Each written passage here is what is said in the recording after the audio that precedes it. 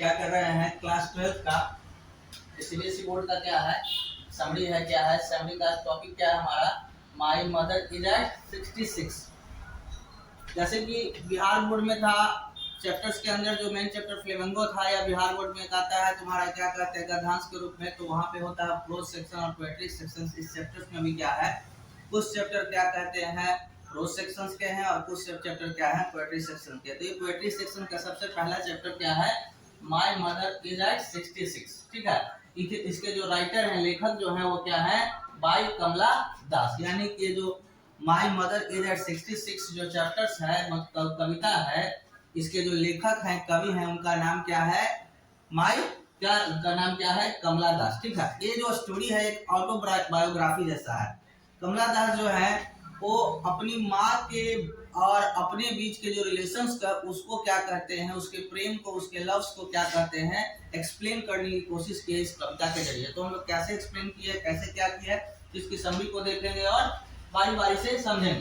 तो सबसे पहले हम लोग चलते हैं इसकी समरी की ओर। बोला गया है क्या this is a touching poem written by Indian poet Kamala Das. बोला गया है क्या कि यह जो कवि है कविता है वो क्या कहते हैं टचिंग पोएम, मतलब कि दिल को छू जाने वाला एक कविता है। ठीक है, जो लिखा गया है किसके द्वारा, तो एक भारतीय लेखक हैं कवि हैं जिनका नाम क्या है Kamala Das, who wrote under the pen name of Madhavikutty. बोला गया है क्या कि एक क्या कहते हैं मतलब एक तरह से एक नाम दिया गया है, इसको बोलते हैं मधुबिकुट्टी। इसका हिंदी नेम अगर बोला जाए तो मधुबिकुट्टी। इस कविता का नाम क्या है मधुबिकुट्टी, एक नेम दिया गया है। दर्दनाक कहानी इससे पता है, इसका अर्थ अगर किया जाए तो माँ के प्रति प्रेम इसका अर्थ होता है। आगे चल के बताया गया है क्या in this poem she describe her feeling of love and attachment towards her ageing mother.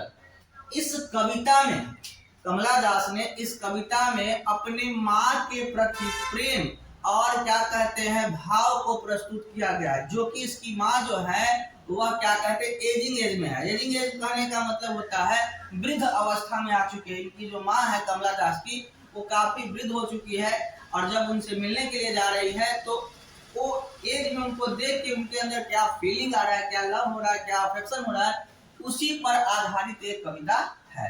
तो दिक्कत यहाँ तक आगे की ओर चलते हैं। once the poet went to visit her mother। एक दिन की बात है जब कवि कमला दास जो है वो अपने माँ के घर माँ से मिलने जाती है। ठीक है, तो मिलने जाती है तो क्या होता है she was on her way back to the airport to return the coaching। बोला गया है क्या जब वो माँ से मिलने जाती है, माँ से मिल लेती है, मिलने के बाद अब सिंपल है कमला दास शहर में रहती है, उसकी माँ गांव में रहती है। तो जब वो अपने माँ से मिल के लौटते रहती है तो कोचीन एयरपोर्ट पे लौटती है। एयरपोर्ट का नाम भी दिया गया है कोचीन एयरपोर्ट। जब वो रिटर्निंग में अपने माँ के साथ गाड़ी से कोचीन एयरपोर्ट पर लौटने के लिए आती है, ठीक है, तो क्या होता है तो she looked at her mother who was seated beside her in the car. तो वह अपनी माँ की ओर देखती है जो कि उसके बगल में क्या कहते हैं बैठी हुई थी। जब वह क्या कहते हैं कोचिंग के लिए अपने रिटर्निंग के लिए एयरपोर्ट पे आती है तो उसके बगल में बैठी हुई माँ को वह देखती है। ठीक है, जैसे कि हम लोग क्या कहते हैं किसी व्यक्ति से दूर होते हैं तो उसको देखते हैं कि अरे कितना दिन के बाद मिलेंगे, तो वैसे ही क्या कहते हैं क्योंकि वो अपने माँ से कमला दास बहुत प्रेम करती तो वो अपनी माँ की ओर बड़े ध्यान से गौर से देखती है। देखने के बाद क्या महसूस होता है आगे की ओर चलते हैं।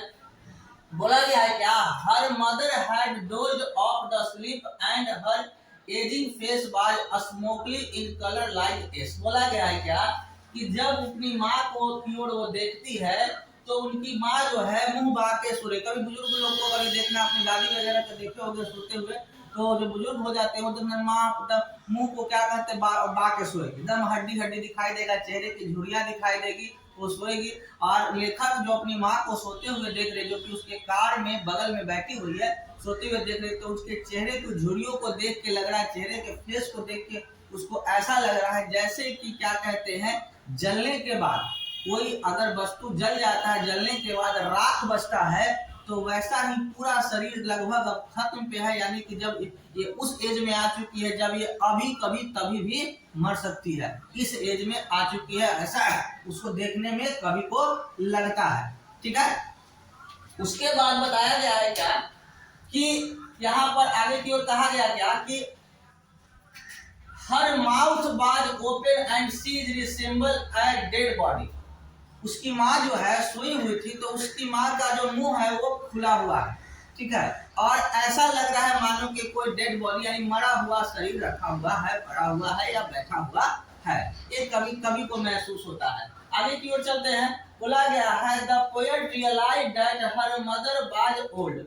कवि को महसूस होता है कि उसकी माँ जो है अब वो काफी बूढ़ी हो चुकी है। ठीक है, काफी ओल्ड हो चुकी है, क्योंकि अब शरीर में कुछ बचा नहीं, खाली हड्डियां बचिए रहा है, चेहरा झुर्राए गया है, सोई हुई तो लग रहा है कि अभी मर रही है, कखनी मर जाएगी कोई ठीक नहीं है। ठीक है, तो ऐसा उसको महसूस होता है। She felt pain and sympathy for her.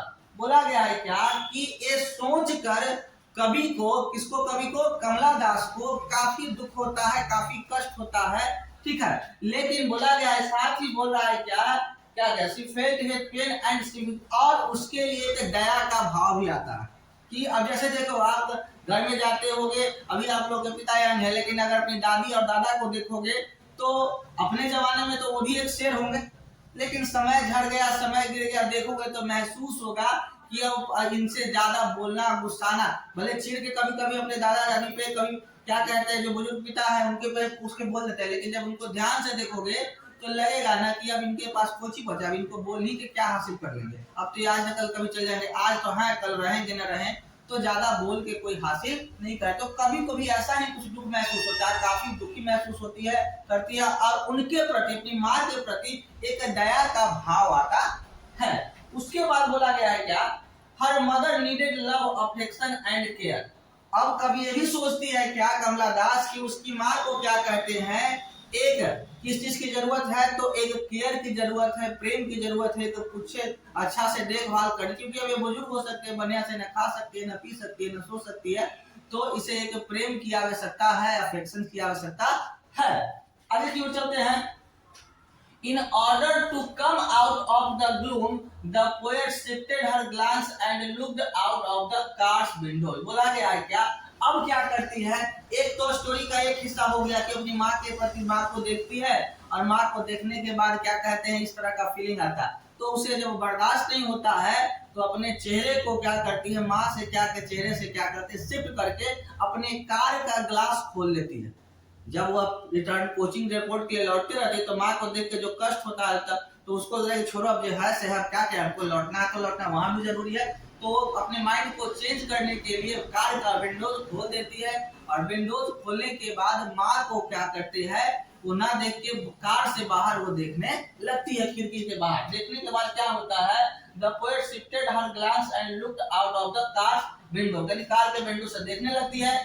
There is a shy young tree passes by, little children were running out of their houses into the playground. बोला गया है वो देखती क्या है कि कुछ रोड पे कभी जाते होगे तो छोटा छोटा पेड़ पौधा लगा हुआ रहता है, तो वो कुछ छोटे छोटे पेड़ पौधों को देखती है, और देखने के बाद महसूस होता है कि जैसे कि उसका गाड़ी नहीं चल रहा है, वो पेड़ पौधे दौड़ रहे हैं। फिर ये भी वो देखती है क्या कि छोटे छोटे बच्चे जो हैं दौड़ दौड़ के क्या कहते हैं, प्ले ग्राउंड में खेलने के लिए जा रहे हैं, तो उसे लगता है कि ये क्या कहते हैं, एक अच्छी चीज है। एक तरफ तो दुख है और दूसरी तरफ क्या है, खुशी की बात की सभी लोग खुश हैं। उसके बाद बोला गया है कि out of their houses in the playground, these things were contrary to the aging face of her mother, the symbol is energy, life and happiness.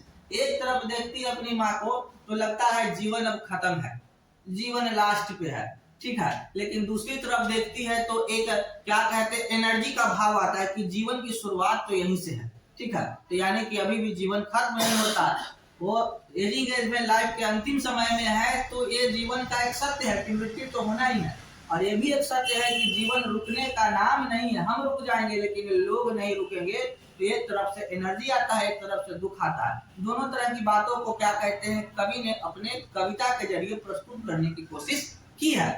आगे की ओर चलते हैं, बोला गया है क्या, कि as they reach the airport, जब वह एयरपोर्ट पे पहुंचती है, इस तरह से क्या कहते हैं, अपनी माँ को देखते हुए, कई विंडोज पे देखते हुए अंततः एयरपोर्ट पे पहुंचती है। And the poet was about to leave for the aeroplane.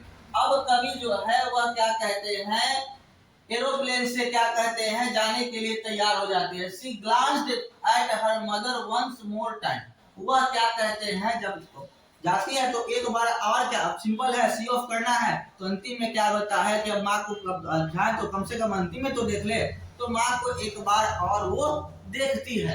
देखने के बाद क्या होता है, her mother appeared weak and pale just like the moon in the winter season which seems to have lost all its strength। बोला गया जब वो अपने माँ को देखती है तो माँ उसकी काफी कमजोर दिखती है, काफी कमजोर दिखती है। जैसे कि विंटर के सीजन में क्या होता है, चांद जो होता है काफी क्या होता है, मतलब हल्का हल्का दिखाई देता है ना, रात में बदरी हो गया या क्या, चांद भी देखो पहले पतला फिर थोड़ा बड़ा बड़ा होता है, तब जाकर पूर्णमासी के दिन बड़ा दिखाई देता है। तो वो पतला सा जो चांद दिखाई देता है, टूटा हुआ कमजोर सा, वैसा ही क्या कहते हैं धुंधला सा उसकी माँ का फेस दिखाई देता है। कि जैसे कि लगा कि चांद का भी जैसे विलुप्त होने वाला है, उसी प्रकार से उसकी माँ भी अब जब कभी भी मरने वाली है। उसके बाद बोला गया है, आगे चलते हैं, बोला गया है यानी कि the poet felt the pain and fear of losing her mother. बोला गया है कभी को यह महसूस होता है कि अब वह अपनी माँ को क्या करे, खो देगी। कभी को यह महसूस होता है कि वो कभी भी अपनी माँ को अब खो देगी, कभी भी वो मर सकती है। उसके बाद बोला गया है क्या, she was reminded of her childhood when she used to fear and losing her mother. वह अपने बचपने को याद करती है, वह अपने कमला दास अपने बचपने को याद करती है। और वो याद क्या करती है कि जब उसकी माँ इर्द गिर्द नहीं रहती थी तो उसे लगता था कि माँ कहीं खो जाएगी, माँ हमको छोड़ के चली जाएगी, माँ कहीं चली जाएगी। तो ये उसी तरह का डर इसको महसूस होता है। लेकिन उस डर में, बचपने वाले डर में और आज के डर में थोड़ा सा अंतर है। क्या अंतर है, आगे की ओर चलेंगे तो बोला गया है क्या, as a child she could not bear to be separated from her mother even from a few moments। now the loss would be permanent as her mother was about to die and she would be lost her forever।